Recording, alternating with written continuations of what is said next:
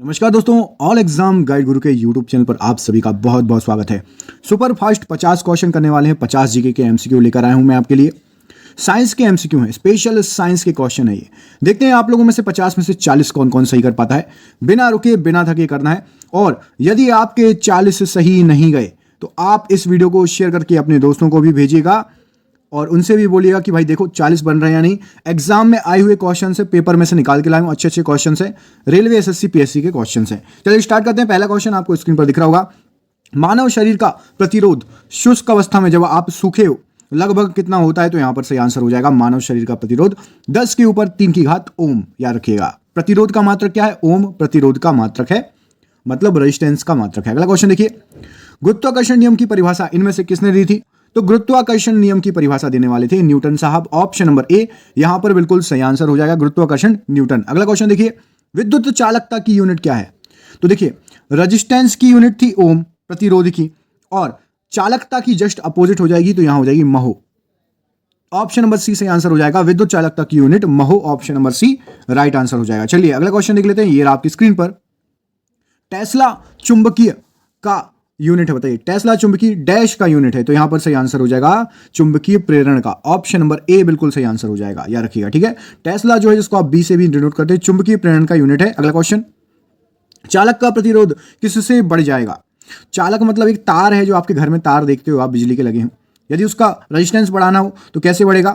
तो यहां पर सही आंसर हो जाएगा, यदि आप उसकी लंबाई बढ़ा देते हो, तापमान में वृद्धि करते हो, या अनुप्रस्थ काट के क्षेत्रफल में कमी करते हो, मतलब जितना मोटा है उससे, ये आपका तार है, इतना मोटा है तार, ठीक है, इसको आप और कम मोटा कर दोगे तब भी रेजिस्टेंस बढ़ जाएगा। लंबाई बढ़ा दोगे तब भी बढ़ जाएगा, तापमान बढ़ा दोगे तब भी बढ़ जाएगा। ऑप्शन नंबर डी यहां पर बिल्कुल सही आंसर हो जाएगा। अगला क्वेश्चन देखिए, बिजली का बल्ब निम्नलिखित में से किसके अर्धित मतलब रेटेड होता है? तो बिजली का बल्ब आपका ऑप्शन नंबर बी शक्ति और वोल्टता। ऑप्शन नंबर यहां पर बी बिल्कुल सही आंसर हो जाएगा। अगला क्वेश्चन देख लीजिए, ये आपकी स्क्रीन पर आपसे पूछा गया, रासायनिक ऊर्जा को विद्युत ऊर्जा में रूपांतरण करने वाला इनमें से कौन है? तो यहां पर सही आंसर हो जाएगा, बैटरी आपकी रासायनिक ऊर्जा को विद्युत ऊर्जा में रूपांतरण करती है। अगला क्वेश्चन देखिए, कुछ पदार्थों का अति निम्न तापमान पर विद्युत प्रतिरोध पूर्णतः समाप्त हो जाता है, इन पदार्थों को क्या कहा जाता है? तो यदि किसी पदार्थ का विद्युत प्रतिरोध मतलब रेजिस्टेंस पूरा खत्म हो गया तो उनको आप बोलोगे अतिचालक। Option number A, option number A यहां पर बिल्कुल सही आंसर हो जाएगा। अगला क्वेश्चन देख लेते हैं, ये आपकी स्क्रीन पर, जिन पदार्थों में अनंत विद्युत प्रतिरोध होता है, इन्फिनिटी, उन्हें क्या कहा जाता है?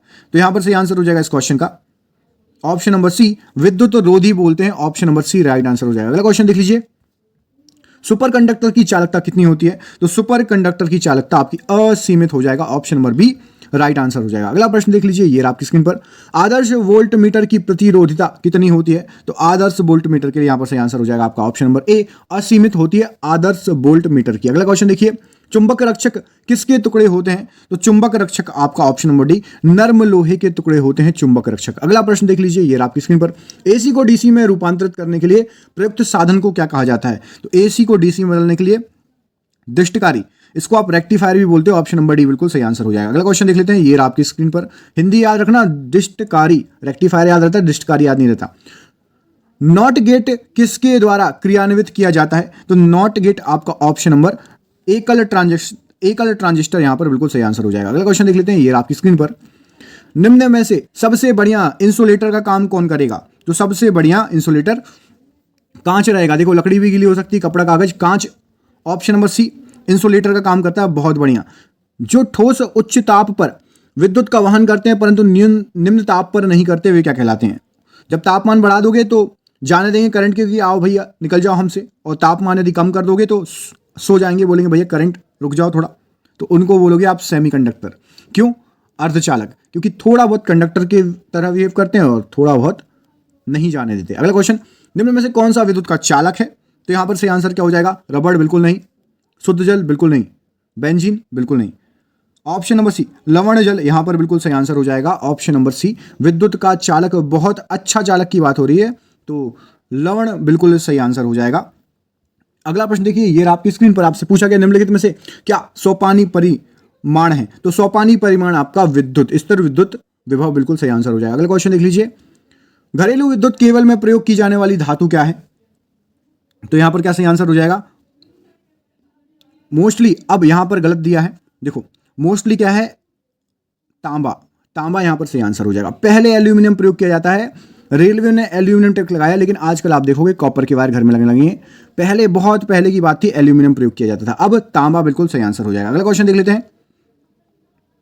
आपसे पूछा घरेलू विद्युत उपकरणों में प्रयुक्त सुरक्षा फ्यूज तार उस धातु से बनती है जिसका क्या कम हो। तो भैया फ्यूज जो बनता है ना, घर में बोलते फ्यूज उड़ गया, तो वो बनता है गलनांक कम। फ्यूज उड़ गया तो आपकी घर की वायरिंग सेफ हो गई, आपके इक्विपमेंट सेफ हो गए। हाई करंट होगा तो वो तार जल के टूट जाएगा, तो बाकी आपके जो इक्विपमेंट है ना उनको नुकसान नहीं पहुंचेगा। घर पे जो जो सामान लगा हुआ है ना, फ्रिज, एसी, टीवी, ये सब, इन सबको नुकसान नहीं पहुंचता। ओम का नियम निम्न में से किसके बारे में सही है? तो यहां पर सही आंसर हो जाएगा, ओम का नियम होता है एक चालक के लिए। ठीक है, अगला क्वेश्चन देखिए। V = IR पता है ना, ये ओम का नियम होता है आपका, V = IR। कमेंट करके बताइए V का फुल फॉर्म, I का फुल फॉर्म और R का फुल फॉर्म। V = IR में V का फुल फॉर्म, I का फुल फॉर्म और R का फुल फॉर्म कमेंट करिए। जब किसी कुंडली में कुंडलों की संख्या कुंडली की लंबाई में कोई परिवर्तन किए बिना 3 गुनी कर दी जाए तो उसका प्रेरकत्व कितना हो जाएगा? तो यहां पर सही आंसर हो जाएगा, ये हो जाएगा आपका 9 गुना। 3 गुना यदि आप कुंडली की लंबाई करोगे तो प्रेरकत्व आपका 9 गुना बढ़ जाएगा। अगला क्वेश्चन देखिए। विद्युत परिकर्षण के दौरान विशुद्ध धातु कहां पर एकत्रित होती है? तो जब विद्युत परिकर्षण होता है तो आपकी जो विशुद्ध धातु रहेगी वो कहां पर एकत्रित हो जाएगी, ये पूछा गया है। ऑप्शन नंबर डी, कैथोड पर एकत्रित हो जाएगी। ऑप्शन नंबर डी यहां पर सही आंसर हो जाएगा। अगला क्वेश्चन देख लीजिए, ये आपकी स्क्रीन पर आपसे पूछा गया है। एक अनइलेक्ट्रॉनिकी चालक है, तो यहां पर सही आंसर हो जाएगा कॉपर सल्फेट एक अनइलेक्ट्रॉनिकी चालक है। बाकी लोहा, गैस, कार्बन और पारा, ये सब इलेक्ट्रॉनिकी चालन है। अगला क्वेश्चन देखिए। निम्न में से कौन सा सर्वोत्तम विद्युत चालक है? तो सर्वोत्तम विद्युत चालक आपका ऑप्शन नंबर डी, चांदी, बिल्कुल सही आंसर हो जाएगा, सर्वोत्तम विद्युत चालक। अगला क्वेश्चन, सिलिकॉन क्या है? तो सिलिकॉन आपका ऑप्शन नंबर ए, अर्धचालक है, सिलिकॉनिक, याद रखिएगा, सही आंसर हो जाएगा अर्धचालक। अगला क्वेश्चन देखिए, सेमीकंडक्टर।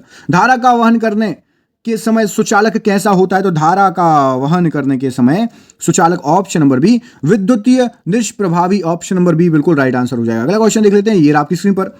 धारावाहक चालक किससे संबंध होता है? तो धारावाहक चालक आपका संबंध होता है विद्युत क्षेत्र से, इलेक्ट्रिक फील्ड, बिल्कुल सही आंसर हो जाएगा। धारावाहक तार कैसा होता है? तो धारावाहक तार आपका न्यूट्रल होता है, ऑप्शन नंबर सी बिल्कुल सही आंसर हो जाएगा। अगला क्वेश्चन देख लेते हैं। अगले क्वेश्चन में आपसे पूछा गया तारों को जोड़ने की प्रक्रिया क्या कहलाती है? तो तारों को जोड़ने की प्रक्रिया आपका ऑप्शन नंबर बी, संयोजन, यहां पर बिल्कुल सही आंसर हो जाएगा। अगला क्वेश्चन देख लेते हैं, ये आपकी स्क्रीन पर आपसे पूछा गया प्रतिरोध रंग कोड में चौथा बैंड किसका होता है? तो यहां पर सही आंसर हो जाएगा आपका सहारता स्तर, ऑप्शन नंबर ए बिल्कुल सही आंसर हो जाएगा। अगला क्वेश्चन देख लेते हैं, ये आपकी स्क्रीन पर। विद्युत धारा में लगी आग को बुझाने के लिए जल का प्रयोग क्यों नहीं किया जाता? तो विद्युत धारा में लगी हुई आग को बुझाने के लिए जल का प्रयोग इसलिए नहीं किया जाता, उससे इलेक्ट्रोक्यूशन हो जाता है। इलेक्ट्रोक्यूशन मतलब करंट से लगने वाली मौत को इलेक्ट्रोक्यूशन कहते हैं। अगला क्वेश्चन देखिए, ये आपकी स्क्रीन पर। तड़क चालक बनाने के लिए प्रयुक्त धातु, तो यहां पर सही आंसर क्या हो जाएगा? कॉपर, ऑप्शन नंबर सी बिल्कुल सही आंसर हो जाएगा। अगला क्वेश्चन देख लेते हैं। निम्न में से कौन सा सीआरटी का हिस्सा नहीं है? तो सीआरटी का हिस्सा आपका गैस प्लाज्मा सीआरटी का हिस्सा नहीं है, राइट आंसर हो जाएगा। अगला क्वेश्चन देख लीजिए।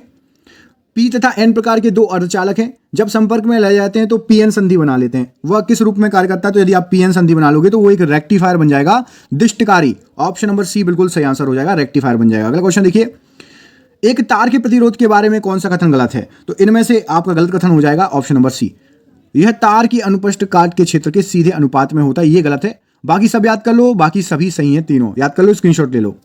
अगला क्वेश्चन देख लेते हैं, ये आपका अगला क्वेश्चन आपकी स्क्रीन पर आपसे पूछा गया है। गैल्वेनोमीटर के द्वारा पता लगाया जाता है किस चीज का? तो यहां पर सही आंसर हो जाएगा ऑप्शन नंबर सी, धारा का जो है पता लगाया जाता है। अच्छा, आप ये बताओ मुझे, रेजिस्टेंस मापने के लिए किस यंत्र का उपयोग करते हो? रेजिस्टेंस मापने के लिए किस यंत्र का उपयोग करते हो? और ताप को किस किस इकाइयों में मापा जा सकता है? 3 इकाइयां हैं मुख्यतः, तीनों का नाम बताओ। ताप जैसे 12 डिग्री क्या क्या बोल सकते हो आप, ये बताना, 12 डिग्री है ना। डायनेमो एक यंत्र है जो डैश, तो डायनेमो एक यंत्र है जो आपका यांत्रिक ऊर्जा को विद्युत ऊर्जा में बदल देता है, ऑप्शन नंबर यहां पर सी बिल्कुल सही आंसर हो जाएगा। अगला क्वेश्चन देख लेते हैं। डायनेमो इसे परिवर्तित करता है, तो डायनेमो किसे परिवर्तित करता है? अभी आपको बताया, यांत्रिक ऊर्जा को विद्युत ऊर्जा में, मैकेनिकल को इलेक्ट्रिकल में परिवर्तित करता है डायनेमो, याद रखना। अगला क्वेश्चन देखो। प्रवर्धकों में ऋणात्मक पुनर्भरण, बताइए प्रवर्धकों में ऋणात्मक पुनर्भरण के बारे में क्या सही है? तो बैंड की चौड़ाई को बढ़ा देता है और शोर को घटा देता है, एम्पलीफायर की बात हो रही है। अगला क्वेश्चन देखिए। बहुल मापी का प्रयोग किसे मापने के लिए किया जाता है? तो बहुल मापी का मतलब होता है मल्टीमीटर। अब जैसा कि उसका नाम है, उसमें मल्टी मतलब बहुत सारी चीजें हो सकती हैं, तो क्या क्या हो सकता है उसमें? उपयुक्त सभी हो जाएगा, धारा भी, वोल्टता भी और रेजिस्टेंस भी। अगला क्वेश्चन देखिए। आपसे पूछा गया प्रकाश विद्युत सेल बदलता है, तो प्रकाश विद्युत सेल आपका प्रकाश ऊर्जा को विद्युत ऊर्जा में बदलेगा। ऑप्शन नंबर डी, सौर सेल भी बोल सकते हो प्रकाश विद्युत ऊर्जा सेल को, याद रखिएगा। सौर कोशिकाएं किसके सिद्धांत पर कार्य करती हैं, तो सौर कोशिकाएं काम करती है प्रकाश विद्युत प्रभाव के सिद्धांत पर। अगला क्वेश्चन देखिए, ये आपकी स्क्रीन पर आपसे पूछा गया है विद्युत धारा का मापन निम्नलिखित में से किस उपकरण के प्रयोग द्वारा किया जाता है, तो विद्युत धारा का मापन आपका ऑप्शन नंबर ए एमीटर बिल्कुल सही आंसर हो जाएगा। विद्युत धारा को मापने के लिए अमीटर या एमीटर का प्रयोग किया जाता है। विद्युत आवेश का एसआई एकक क्या है, तो यहां पर सही आंसर हो जाएगा आपका कूलम्ब जो है विद्युत आवेश का एसआई मात्रक है। अगला क्वेश्चन देखिए, बैटरी का आविष्कार किसने किया, तो बैटरी का आविष्कार आपका यहां पर क्या सही आंसर हो जाएगा इस क्वेश्चन का, ऑप्शन नंबर बी वोल्टा बिल्कुल सही आंसर हो जाएगा, याद रखिएगा। ठीक है, अलेसांड्रो वोल्टा इनका पूरा नाम था। अगला क्वेश्चन देखिए, विद्युत शक्ति की इकाई क्या है, तो यहां पर सही आंसर हो जाएगा विद्युत शक्ति की इकाई आपका ऑप्शन नंबर बी वॉट है। अगला क्वेश्चन देख लेते हैं, ये आपकी स्क्रीन पर प्रत्यावर्ती धारा को दिष्ट धारा में बदला जाता है भैया, मतलब एसी को डीसी में, तो यहां पर सही आंसर क्या हो जाएगा दिष्टकारी मतलब रेक्टिफायर द्वारा। अगला क्वेश्चन देख लीजिए, फ्लेमिंग के दाएं हाथ के नियम का प्रयोग किसकी दिशा पता लगाने के लिए किया जाता है, तो यहां पर सही आंसर क्या हो जाएगा इसके लिए, ऑप्शन नंबर सी प्रेरित धारा का पता लगाने के लिए किया जाता है। ऑप्शन नंबर सी बिल्कुल सही आंसर हो जाएगा। और ये रहा आज का आपका आखिरी क्वेश्चन, आपको कमेंट करके बताना है इसका आंसर। इसका आंसर आपको बताना है, मैं आपको इसका आंसर नहीं बताऊंगा। आपको मुझे बताना है कि ट्रांसफार्मर के कोड के लिए सर्वोत्तम द्रव्य कौन सा है। इस कमेंट का आंसर कमेंट करके बताइएगा। कैसा लगा वीडियो ये भी बताइएगा। जिसको इस क्वेश्चन का आंसर नहीं पता कमेंट में लिख देना सर लास्ट वाले का आंसर नहीं पता, मैं आपको लास्ट वाले का आंसर आपके कमेंट बॉक्स में रिप्लाई करके बता दूंगा।